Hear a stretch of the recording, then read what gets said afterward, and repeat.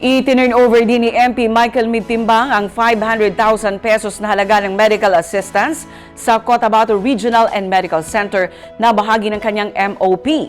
Ang kwentong kaunlaran sa kalusugan mula kay Jan Garcia.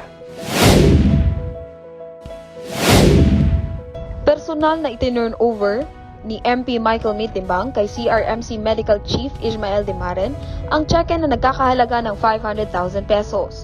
Bahagi ito ng Medical Outreach Program ng Mambabatas sa ilalim ng Ministry of Health.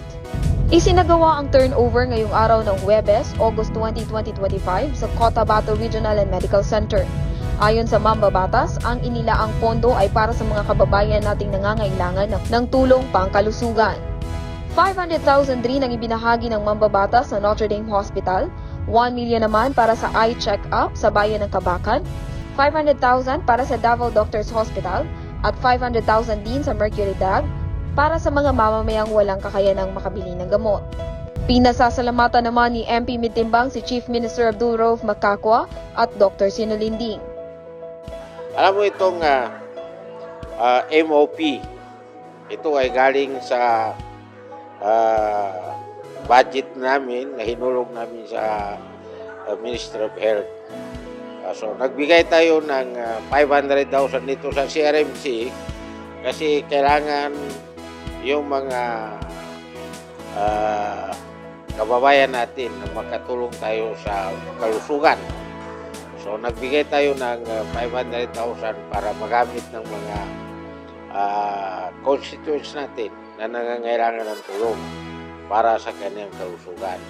So nagbigay rin tayo sa Notre Dame Hospital ng 500,000.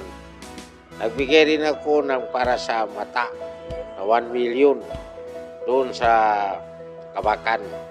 Kasi karamihan doon yung mga matatanda na hindi na makakita. So nagbigay rin tayo ng pera sa Davao Doc ng 500,000.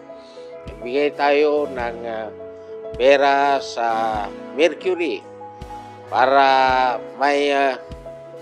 mayroong pasyente na mayroon naman makunan sila ng gamot sa Mercury. So nagbigay tayo ng 500,000. So yan ang dapat sa atin, pangalagaan natin ang kalusugan ng ating mga kababayan, ng mga kapuspalan. So dapat tayo makatulong tayo sa kapwa.